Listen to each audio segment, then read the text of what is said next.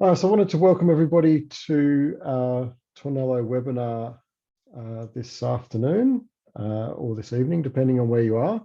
Thank you very much for coming along and joining us for a webinar about privacy, private information, and information security.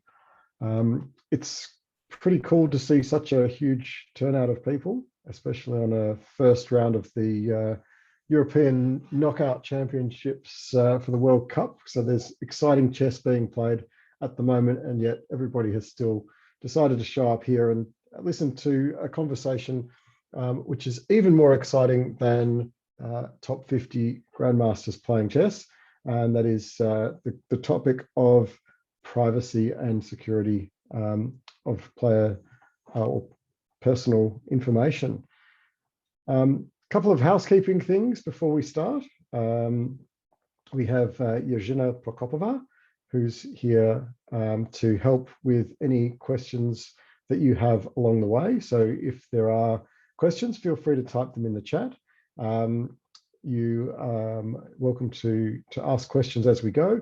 We'll try and dig into some of those answers as we progress through the course of the session, or you can save them for the end and we'll have an opportunity to have some questions at the end of the session as well. If you miss any of the session, it will also be recorded, and we'll post a video link, and it'll be up on our YouTube page afterwards as well. We'll post you a link in case you miss any of it. I do think it's also being streamed live on Facebook at the moment. That's what it tells me. So we'll see how that goes for those people who can't get into this meeting, because we're only allowed 300 in here, to see whether we can get everybody else who's clamoring to find out about privacy all watching it on Facebook. So let me share my screen and we'll get stuck straight into it, because I'm notorious for running on time. And I want to make sure that I keep my reputation intact tonight, or for me tonight, and stick to a completely on schedule performance. So firstly, a quick introduction to who we are. So Tornelo is an online platform for running chess tournaments. We combine the words tournament and ELO together into one, and we came up with Tornelo. So not a complicated marketing strategy there to come up with that name. It was just me sitting around in front of my computer one night back in about 2008, 2007. The origins of Tornelo were a platform for managing the three processes of a chess tournament: the registration process, the actual pairings and management of the tournament on the day, and then the results and ratings that come, and player profile management that comes after a tournament is finished. So originally we were a pairings program, entry process, rating system, all in one, but all cloud-based. At the start of COVID, about 14 months ago, we started building an online game server as well, so that people could integrate not just the registrations, the pairings and the results, but also the actual games themselves on Tornelo as well. We're 100% web-based, entirely on the cloud, so you can run your tournaments from any web-connected device. All of your data is on the cloud. Tornelo is free to use. It is available for anybody in the world, and we're getting. We think we've just got just over 3,000 organizations, that is clubs, federations, arbiters, or coaches, businesses using Tornelo at the moment, and we're getting about 10 new organizations signing up each day at the moment, which is great to see. We've had something like 57,000 registrations through the platform in the last 90 days. So we are we're doing big things at the moment, and it's because we are different from any of the other options that you have available for online tournaments. All of the other platforms that people are using for online chess tournaments are designed for what we call on-demand chess. That's one person playing a casual game in the park, and we are purpose-built for organisers and arbiters to run scheduled events. So a scheduled event like the qualifying event for the World Cup, for example, which is 256 players in a big knockout competition, or like the Asian Zonal Championships or the World Youth Championships, or any of the other major tournaments that have been run on Tornelo over the last few months. Today's session is going to take about 45 minutes from now, and it's really aimed at people who are, either organisers, coaches, streamers, people who are using Tornelo to run chess tournaments. It's not really aimed at players. It's really much more aimed at the organisers, the arbiters, the people who are curating a community of chess players. It's particularly important for anybody who has vulnerable people in their tournament. And by vulnerable people, we would generally mean players under the age of 13. So if you have anybody under the age of 13, it is critical that you understand what we're talking about here in terms of player privacy. But anybody under the age of 18 or any vulnerable people at all, it's important to understand. We do assume that you've got the basics of Tornelo under your belt, and so you kind of know a little bit about what's going on and how to run a tournament, because we're not going to be covering all of the basics. If you haven't run chess tournaments on Tornelo before, we have lots of webinars that are introductory webinars that will show you through the basics of how things work. So the first question we've got to ask is, why do we care about privacy? Like, who cares? What's the big deal? Well, privacy is a fundamental human right. So it is one of the human rights that the United Nations lists, and it's the equivalent of a right to safety. So generally speaking, that right to privacy includes some of the more physical aspects of privacy. So being free from interference or intrusion. That means you're allowed to just be in your own home and nobody can barge in and check on you. To associate with whoever you want, and the context that we're talking about tonight, it's the right to be able to control who can see or use information about you. And I've got a quote here, which says that privacy is not simply an absence of information about us in the minds of others. Rather, it is the control that we have over information about ourselves. So it's not just that there is no information about you out there. That's not privacy. Privacy is the ability for you to control the information that relates to you. And this is particularly important in the digital world. And it's something that chess and chess tournaments and rating systems have kind of put their head under the covers a little bit and said, well, this is kind of too hard to deal with for a long time. So hopefully we're now moving into an area where at least we're getting the conversation started. And it is a complicated situation. There's no simple answer. So hopefully we just get the conversation started and people start thinking more about the right to privacy. So what are the rules? And there are lots of different rules in different parts of the world. So the right to privacy is our right to keep a domain around us, which includes all of those things that are part of us, such as our body, our home, property, thoughts, feelings, secrets, and identity. The right to privacy gives us the ability to choose which parts in this domain can be accessed by others and to control the extent, manner, and timing of the use of those parts we choose to disclose. So it is very much about empowering the individual to control the information about that individual, right? And all of these kind of overarching motherhood statements or principles will kind of speak to this right that people all over the world have. And as we said, it's a fundamental human right. It cannot be taken away. I'm just going to go through a few different countries or jurisdictions so that you can kind of see the commonalities between all of them. Here in Australia, we have a a law called the Australian Privacy Principles, the APP, and we've got about 13 different principles. It's actually one of the longer sets of principles that are out there. It talks about, being open and transparent with your users, who are giving you information. It actually provides the ability in Australia. It is by law. People have got the ability to interact with you anonymously, or with a pseudonym, with a fake name. So people do not have to give you their real information in Australia according to law. It talks about only collecting a minimum amount of information, just necessary information. It talks about what happens when you accidentally get some information from players. It's very important that you make the individual aware of what you're doing with their private information. It talks about disclosure and direct marketing.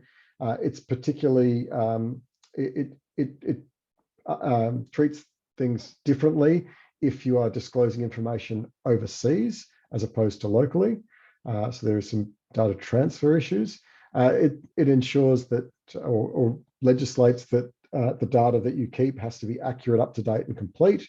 You've got to give the person who the information belongs to access to it, and you must give them the ability to correct that information. All right, so that's kind of the principles of the Australian Privacy Act. In the United States of America, they don't have an overarching privacy legislation that covers the whole country. They've got privacy legislations in different states. But the big one in the US is COPPA. It's the Children's Online Privacy Protection Act. And this one has quite extensive reach. And it applies to anybody doing anything online, even if you're in a different country. If you have a child in America accessing your site, you have to comply with these regulations. So the regulations under that act talk about a clarity, telling people what you're doing. And in the case of children under the age of 13, and COPPA applies to children under the age of 13, it talks about the requirement that you must notify the parents. Right, so you've actually got to, it's not just about telling the kids, hey, look, this is what our privacy policy is. You also need to discuss with you actually have to contact and notify the parents where it's reasonable. You have to obtain parental consent, and consent is really important. You've got to provide parents with access to the children's data. You've got to make sure that the information that you collect doesn't go any further than your website, your business. You've got to maintain the data integrity, so that includes accuracy as well as security. And you've got to make sure that you only collect the data that is absolutely necessary. Okay, so we're seeing some repeat kind of themes in some of these principles. The COPPA Act also goes so far to extend and kind of clarify what private information is, and it includes screen names. So a username, even if it's not your real name, can still be considered private information.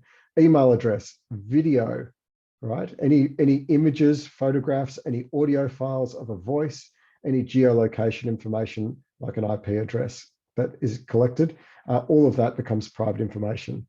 And it is the requirement, the obligation of the website operator to make sure that all of that information is kept safe. All right, the big one, the big bad GDPR. All right, GDPR is the gold class in terms of data protection and regulation. It's got the most teeth in it, and it talks about 7 different principles that they have. Transparency. Obviously, we can kind of see this theme coming up before. It's sharing information with your users, limiting the purpose, the data that you collect to the purpose that you're using it for. All right, so being very clear about, okay, it's going to be used for this one purpose, and that's as far as it goes. Making sure that you're collecting as minimum amount of data as possible. Right, so if you're asking someone to come and play in a chess tournament, you need their name, you need their age for age prizes, you need their rating. Right, do you really need their physical address?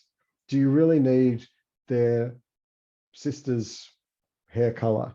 Do you really need to know what their favorite Pokemon is?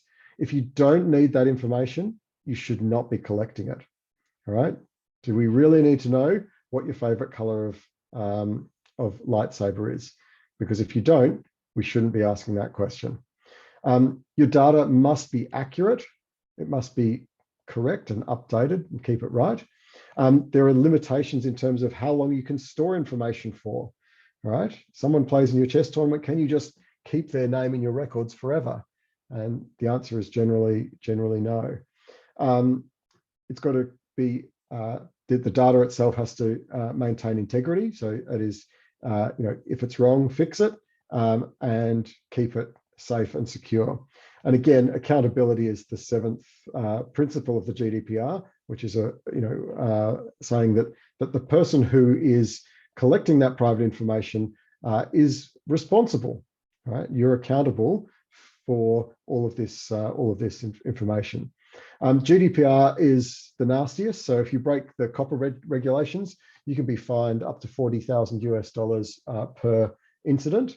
So if you had multiple people that you were doing the wrong thing with, it could add up. But GDPR allows for fines up to 20 million euros. Or if you're a mega corporation, it can fine you up to 4% of your annual revenue. So imagine you're Google or Facebook or somebody.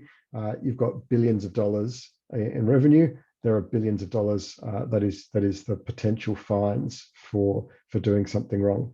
So GDPR is the kind of the nastiest of them all to make sure that you follow. But all of these regulations have some principles in place, and the idea is that privacy is a fundamental human right, and we all want to be doing the right thing. So it's not about looking at the rules and regulations and finding out how can we get around them, how can we avoid them, how can we do something that is within the letter of the law, but against the principle of the law. And so I think the best thing to do is to try to understand, what are the principles, what are the best practices if you want to follow and provide people with this basic fundamental right of theirs, which is the right to privacy. What sort of things should you be doing? And we see that in all of the different regulations, we get somewhat similar themes popping out. That if you've got data that's wrong, you got to correct it. You've always got to get consent. All right, so you've got to ask the people, what are you doing? And tell them what you're doing with your data. Ask them, hey, can we use your data? Can we publish your data? You've got to give people the right to access that data, all right, to change it, to update it if they need to, the right to delete it. And the GDPR is working towards this idea of the right to be forgotten. So if a player wants to be forgotten, how are you going to deal with that? All right, obviously the right to opt out of any marketing communication so that you don't get spammed. All right, so think about these principles in the context of, for example, a chess tournament or a chess rating system, right? And at the moment, most places in the world don't do very well with providing people any of these, meeting any of their rights. Right? It's not very easy, if you think about it, for a player to delete themselves from a ratings list or their name from a tournament. Right? It's not very easy for somebody to change their information over time. It's not very easy for somebody to maintain privacy if they don't want their name to be made public. Right? And so what we're doing by that, and I know a lot of tournaments say, well, it is possible to just set a regulation in the tournament that you must abide by our terms and conditions, right? And yep, abide by our terms and conditions. And those terms and conditions are you must have your name shared publicly on the internet for all time. And whether or not that's legal is a question for the lawyers, not for me. But it certainly seems to me to be not very welcoming. Right? Because we're saying to people who have genuine concerns about their privacy or hold this belief, which you may not share that belief. You may not believe that privacy is important. You may not believe that that somebody's name has to remain hidden and shouldn't be on the internet. But some people do believe that. And so it would be like discriminating against people for believing in a different religion. When you say, well, no, you can only come and play in this if you believe what I believe about privacy. So in order to be inclusive, in order to not to discriminate against people who have different beliefs from tournament organizers, we need to be able to cope with all of these things. And there becomes even more complexity when you start talking about players who want to change their name over time.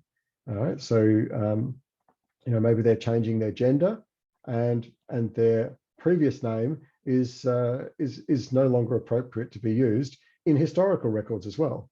So how do you deal with those sorts of situations?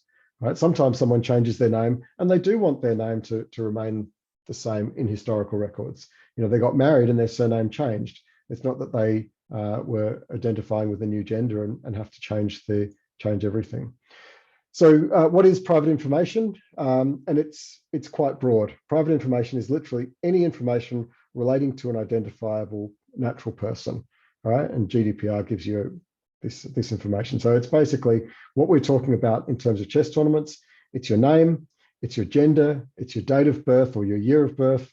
It's maybe the school that you go to. If you're at school, it's your avatar, it's your player profile. It's your it can be even your FIDE ID or your local ID number. If it is possible to trace that back to you and identify you through an ID, that is also private information. Okay, so how does Tornelo protect players' privacy and give them and you as a tournament organizer the tools to comply with some of these regulations?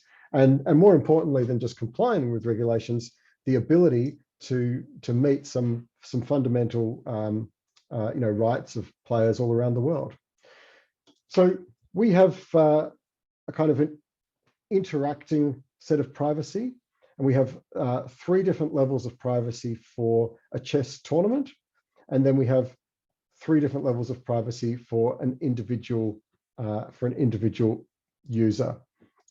And so what we're going to do is go through and kind of show you how those different privacy settings interact and what it looks like in each space. So in the tournament privacy, we're basically talking about the ability for your tournament to be found. All right, and there are 3 different levels of privacy. We call them public, community, and private. So a public tournament is as it sounds. It is listed on the list of upcoming events. You can search for it on Tornelo. You can see it on the homepage. You can see it on your organization page. And all of Google's robots that crawl around the web and look at stuff and archive it forever and ever, they can see your tournament as well. It's public, right? And it will be recorded and archived somewhere for all of eternity. And that's what happens with all data that shows up on the internet. Somebody's recording it somewhere, even if it's only on your website for a couple of days. You can be sure a Google spider has gone and found it, and they've archived it somewhere for someone to find later on. So this is your public tournament here, and that's kind of the default setting for tournaments.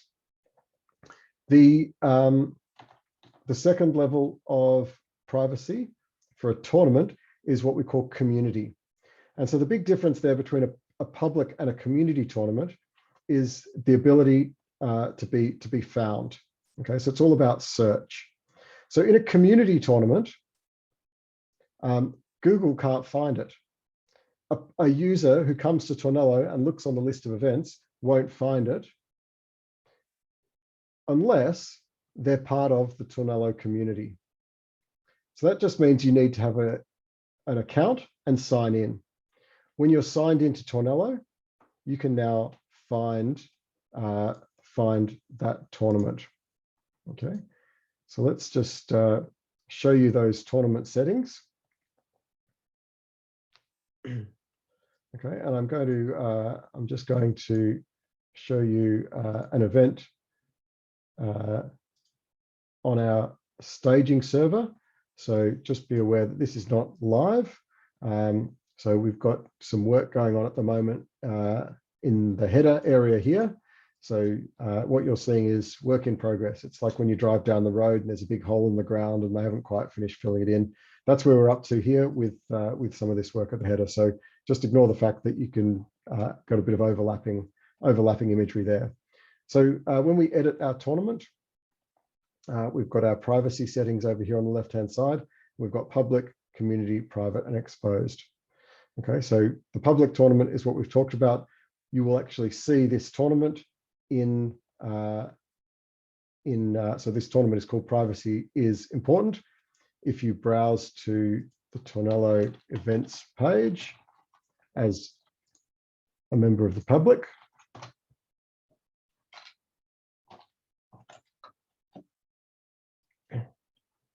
you will see the Privacy is Important tournament. Okay, and I'm not signed in anywhere. I'm just on the internet. I could be any person in the world. I could be Google. I could be any sort of spider or robot crawling around checking stuff out, and I can see the tournament. All right. If I change the tournament to a community tournament, I'll save that. When I come to the same page, I will no longer see that tournament. So you see list of tournaments in progress. It doesn't show up. Right? But if I sign in,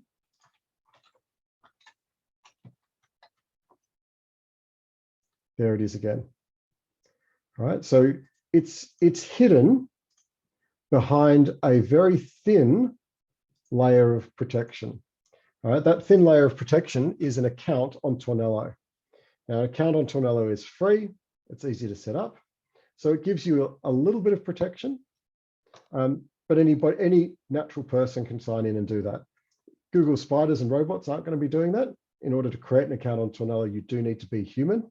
And the checkbox that you've got to tick to say, yes, I'm human when you sign into a website, the Google capture code, that protects Tornelo's user base so that you can't have robots coming in and searching for community events. So this gives you that first level of protection, that community.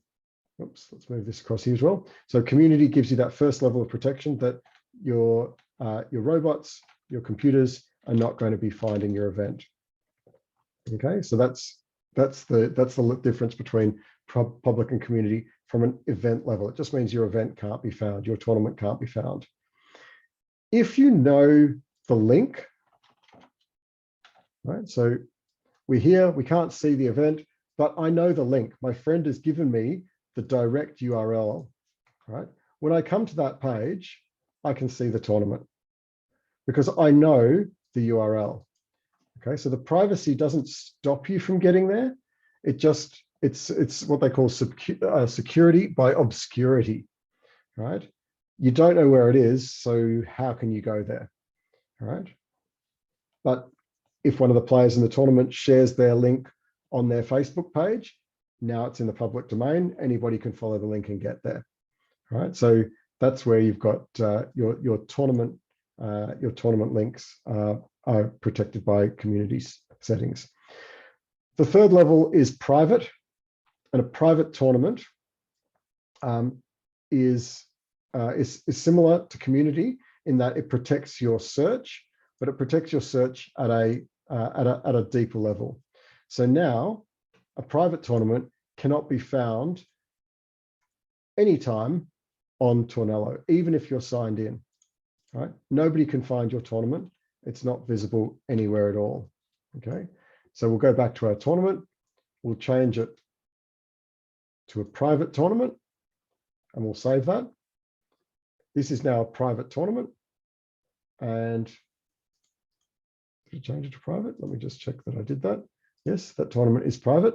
And that private tournament now cannot be found by anybody on the internet. So again, if you have the link, you can go directly to that link. But if you're searching and looking for the tournament, you won't find it anywhere. Okay, so we'll search for the tournament, but it won't find the tournament. There's no tournaments called privacy in our database at the moment. Okay, so those are the three different types of settings that you can put on your tournament to keep your tournament from being found on the internet, right? You would still give, in any of those situations, the direct link to your players, and your players can still access it even before they've signed in, right? You can still give that to your community of spectators if you want, and say to, maybe it's a kids tournament, and you say, hey kids, here's the link, and you share it with all their parents, right? So now everybody can come and watch, everybody can still have a good time. It's just not out there for Google to archive and put on their web forever and ever. Be aware that a private tournament can't be rated. It can't be submitted for ratings because ratings have to be transparent. So you need to be able to see, where did a rating come from? And so a private tournament cannot be rated because nobody can see it on a player profile. You can't search for it. So a player's rating would change if they played in that tournament, and no one would know why it changed. So a private tournament is an unrated tournament by definition. Okay. So the private tournaments, you also get a secret URL in your private tournaments, which is a little bit like when you put a private video on YouTube. It's not password protected. It's just, again, security by obscurity. But this time, a private tournament will be even a more secure URL. So it will be hashed. So I'll show you the private URL. You'll get something that looks like this. So your private URL is a password, and nobody can guess what that is. Whereas if you've got a tournament that's called, Manuel's chess tournament, it's possible somebody could guess that, but nobody can guess this key here. This is too long, right? So private tournaments will have that key hashed into them. All right, we'll talk about, there is one more type of privacy which you'll see on the list: public, community, private, and exposed. But exposed we'll talk about in a minute.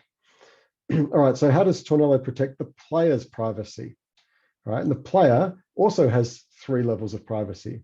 So every individual player has got three different levels of privacy.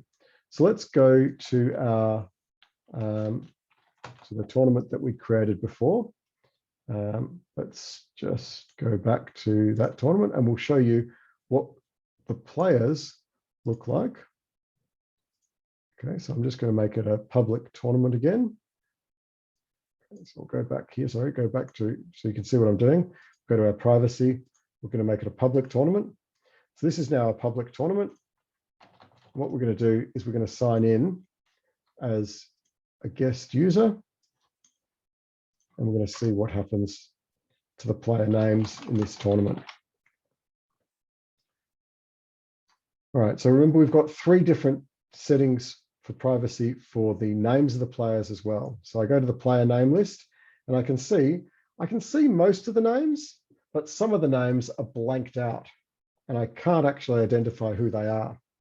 Well, I mean, I probably could if I knew who those players were. So if I'm like one of those players, for example, or I'm like that player's sibling or brother, it's got a little bit of information that can identify them. So HS, I know that Han Solo is playing in this tournament.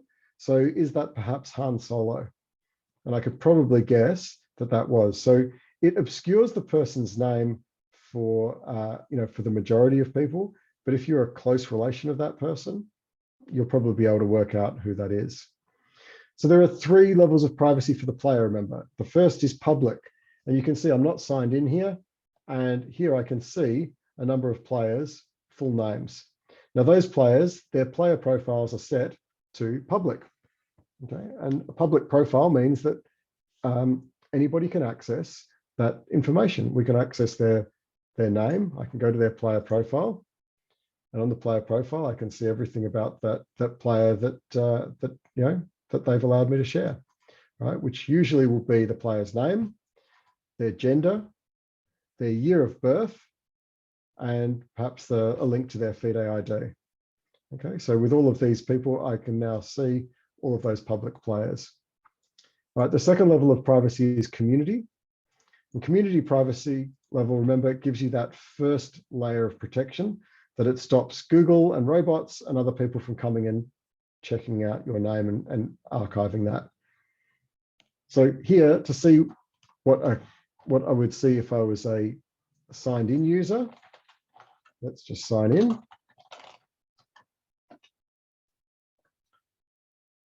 And when I sign in, my player list now shows me a few more people. I've now only got 2 names that are hidden. All right, so the names that were hidden previously, but are visible now, are what we have got as community privacy setting. Right, so it means that in order to see those names, you have to be a member of the Tornelo community.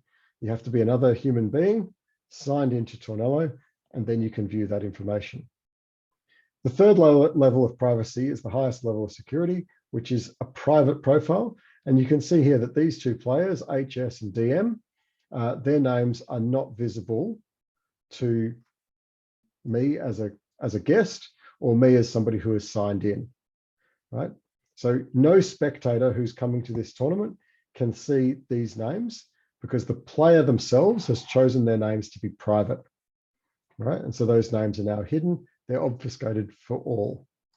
Now, Tornelo is a platform for arbiters and organizers to make sure that your job is easy. So if I come back as an arbiter and I go to this, I can now see those 2 names that were missing, right? So these are the 2 names that were missing, HS at number 6 and DM at number 8. As an arbiter, I can see HS is number 6, Han Solo, and DM is Darth Maul at number 8. The arbiter in a tournament can always see all the player names, right?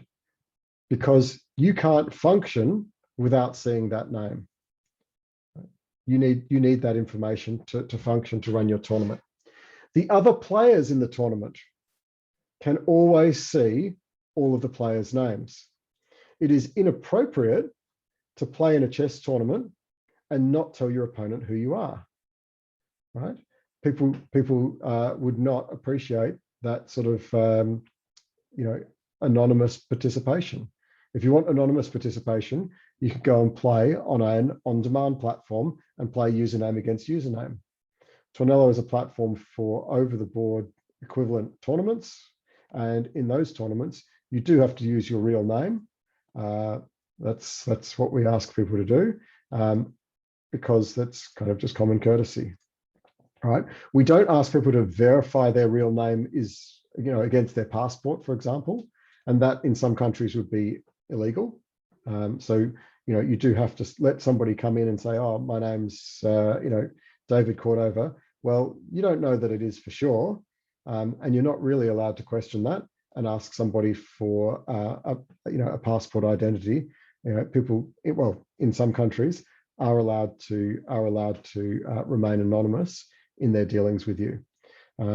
But it is important that whatever the person is known as, right, whatever they are known as, that they play in the tournament as that, right? Because we're trying to build a profile for the player, a rating over time. And so you can't be here one day as David and one day as Michael and one day as Gideon and one day as Don. That's not going to meet the needs of a tournament rating system. So a tournament rating system and a tournament community requires people to be consistently identified, and so that we can trust that that person is the same person and is a genuine identity, and not somebody doing something malicious. So we do ask for people to use their name that they are generally known as. Okay, and we've got lots of examples of people who've got names that are not the same name as on their birth certificate, but it's what they're known as. So for example, I've got a friend of mine, John Francis Meerbach, and John Francis is never known as John Francis. Everybody for the last 40 or 50 years has been calling him Frank.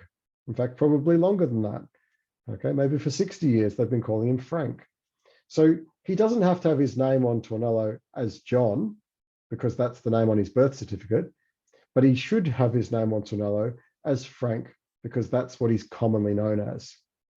Okay, so we do display the names as they're known. All right, so here we can see public, community, and private for each individual player. All right, and what that does is that protects the player's private information. It protects their name, so they're not identifiable to anybody on the internet. The fourth level of tournament setting is what we call an exposed tournament. All right, so if I make this tournament exposed, so I'll just go to my tournament settings and I'll make the tournament exposed.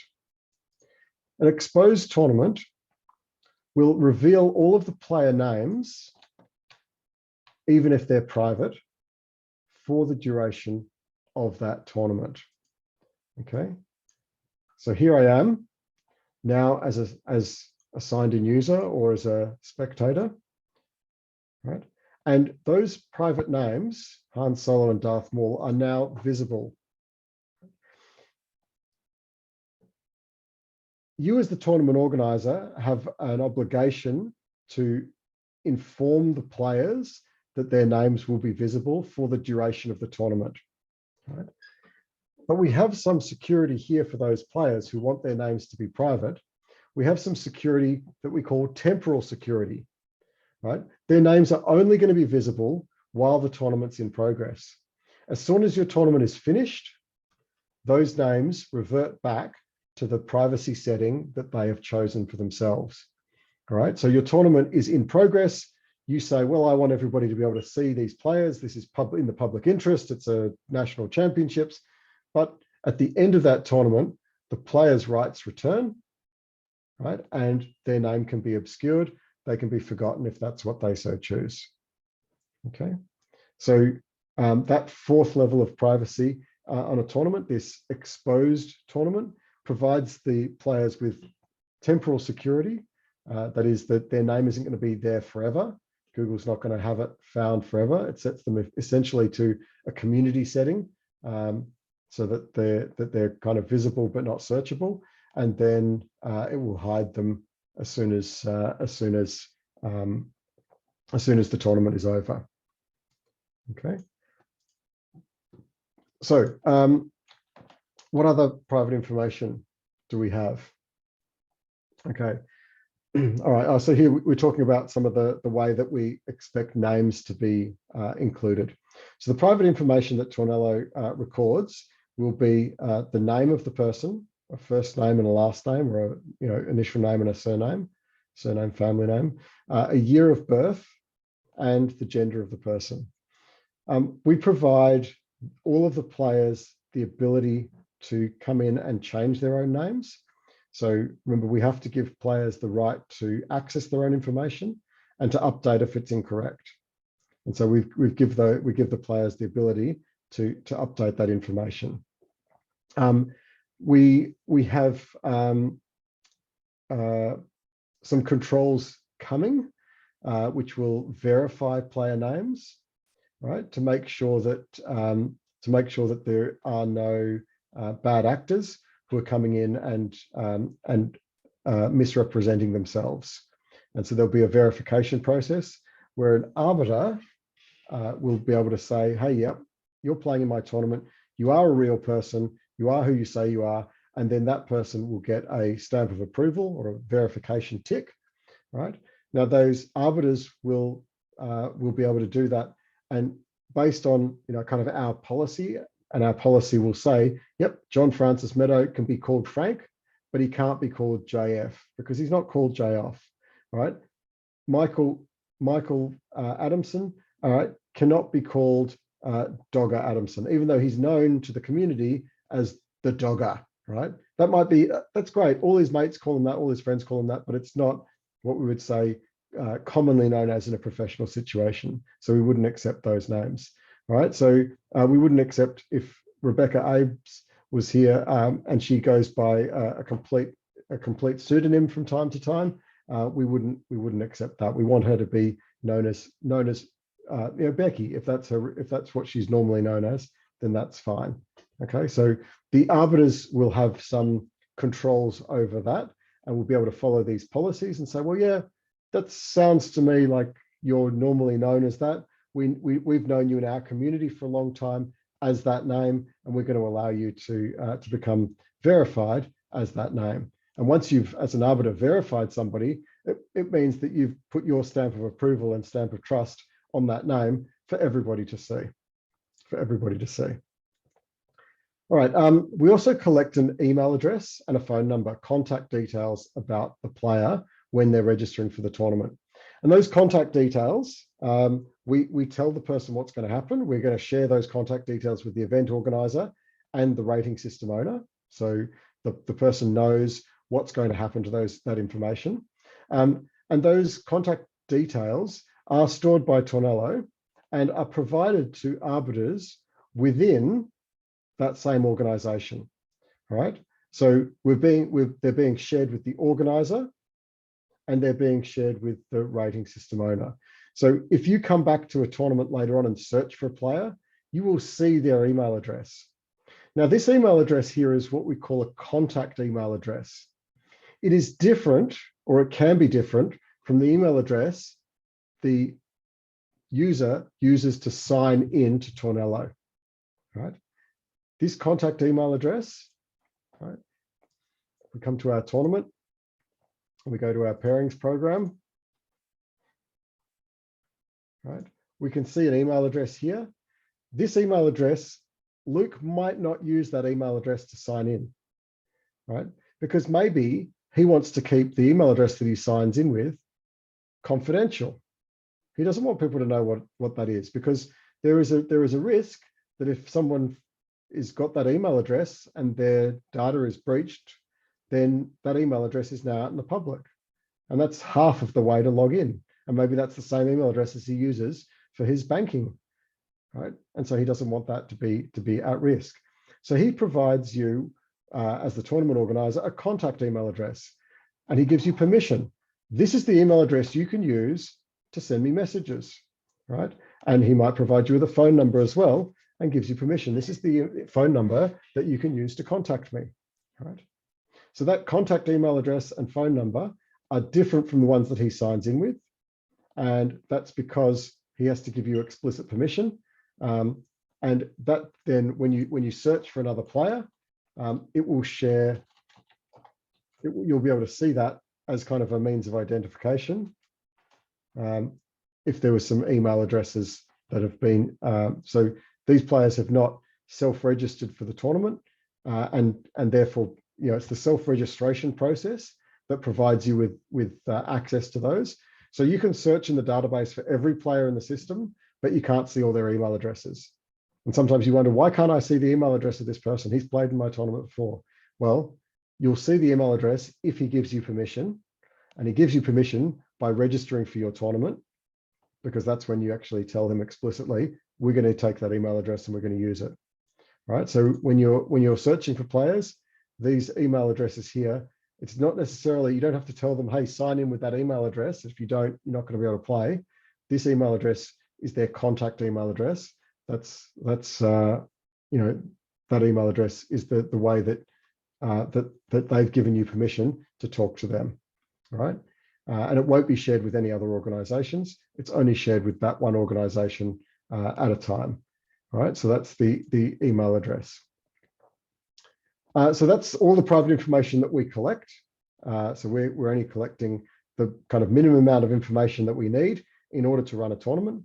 It's the name, it's the gender, it's the year of birth, so that we can use that information to identify, gender-based prizes, to identify age-based prizes, and to identify the players for purposes of pairings, and building that social community and building that trust. After that, we need contact details, the email address and phone number. You as the arbiter from the tournament lobby, remember, can download all that information yourself. So you go download entries as CSV. And when you download that, this then becomes your, it's your responsibility to keep that data secure. Okay, so if you save a bunch of Excel files on your computer and then you leave your computer on a train somewhere, you've breached that obligation that you have, that accountability that the GDPR talks about, and that COPPA talks about, and that all of the privacy regulations talk about accountability, that you know you have some information that you have an obligation to keep secure. So just be careful. If you are downloading all of these CSV files, you've got the email addresses of the person. This is private information. You've got player names, you've got years of birth. This is all private information.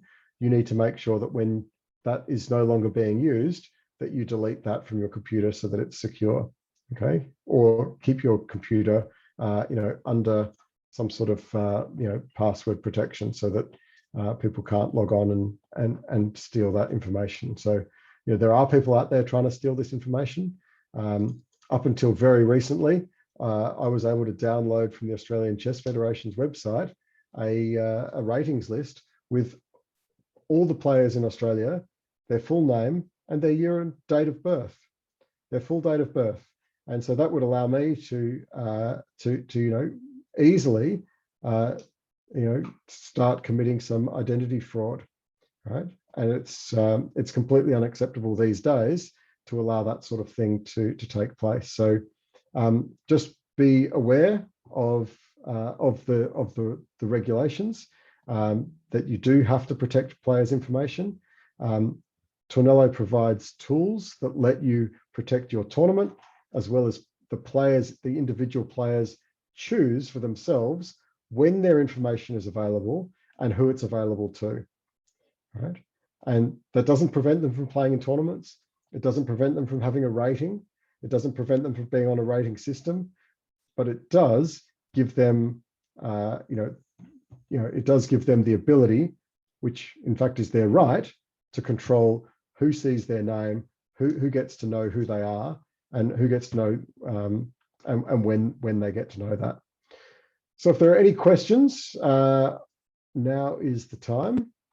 We're happy to follow up with some specific questions if you've got any kind of tricky questions about how those privacy interactions work on Tornelo. Okay, Manuel, you're asking about the settings on your account. So your account settings, I'll just share my screen so I can show you. There are two different types of settings. There is an account settings, and then there's a player profile. So your account settings is really on your account. It's just it's really just your login details, right? What you're looking for is your player profile settings. So when you go to your player profile page, you will have the ability to edit, and you can choose your privacy setting from your player profile page. Because there may be a situation where, like in this instance, I have multiple players on my profile, right? Because as a parent, I have to, according to the COPPA regulations, the system has to be able to give me the ability to access my children's information, right? So I have my children registered on Tornelo, and I have 4 children. They're all registered on Tornelo. Their private information is there, and they can access their profile. But I also can sign in, because there are 2 roles over that player. There's me, that's my email address, and that's Ari, that's his private email address. So there's 2 people who can both access this one player profile, right?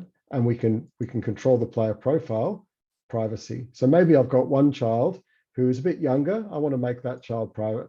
And I've got another child who's a bit older, and I feel like that that child can deal with the complexities of having their name publicly available on the internet. Maybe they're a bit more mature and a bit more responsible, and I'll make a different child's profile public. So if it was a user setting, it would apply to all of the players in your account. So it's not a user setting, it is a player setting, and then that profile is the profile is what becomes private, not the user setting. All right, any other questions? That was a good question. I'm glad that one was asked.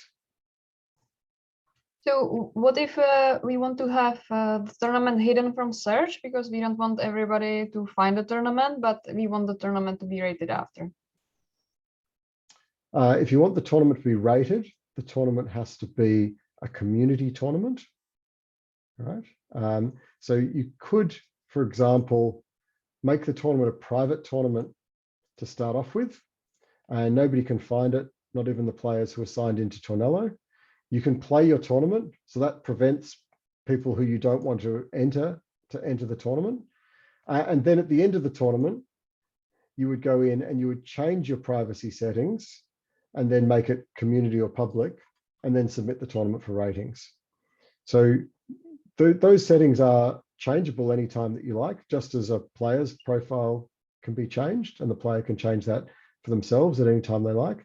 So you can go in and you can start with a private tournament where nobody can find it, completely secret, completely hidden. You can just provide that direct link only to the people at your chess club, for example. It's a club championships, only people at your club are allowed to play. Great, make it a private tournament. Nobody on the internet can find it. Nobody in Tornelo can find it and try and register. Only the players with the link can register. So you can deliver that link to your players in whatever secure manner you have. And then you can say to them, okay, register for the tournament. When the tournament registrations are finished, you can either prevent further registrations from taking place, or you can play out the tournament as a private tournament with a private link, and then at the end, change it into a public link. Do you think that when we are using the exposed option that we need some other consent from players, or does it has to be covered in the regulations? So if you're going to be using exposed, you are overriding the player's request for privacy, and you are publishing their name. So in the same way that if you download a PGN file and then you publish that PGN file on your website, right, you have an obligation to players that if sometime in the future they want that to be deleted, you've got some mechanism that will let you do that. All right, so it's not always about necessarily having to do it, but actually, you need to be able to demonstrate how you're going to do it in order to comply with regulations. Right? It's not really good enough to say, oh, I'll deal with that problem when it comes up. Right? You need to know now, what are you going to do if somebody wants their name changed or removed, and how's that going to work? So if you are overriding those player privacy requests, you must inform the player explicitly. So I would put that into your tournament regulations. We will be building into Tornelo an explicit message that will tell them, your privacy details are going to be overridden, and they will have to accept that as they go through that sign-in process. So there's some work that we still have to do. As I said, privacy is complicated and challenging, and it's something which is becoming more and more important around the world. And we're doing everything we can to continue improving and making sure that we're following best practice, so that you as tournament organizers and arbiters don't have to worry about GDPR and what happens if our rating system or our tournament archive or database is not compliant and someone kicks up a fuss and you get fined 20 million euros. Right? It's not something you want to worry about. You want to be able to provide the data to Tornelo and know that Tornelo is going to look after that data for you, both while the tournament's going as well as in the future as an archive. Right? And so we will have that, and we have all sorts of things built in. There is that duration. You shouldn't be storing things forever if you don't need to. And so we have built into Tornelo the idea of inactive player accounts, and they time out and they become unsearchable, right? Because after a period of time, you shouldn't be storing information forever and ever. Well, I mean, we still store it. It's just about how people can access that information. So yes, if you're going to use exposed, let your players know.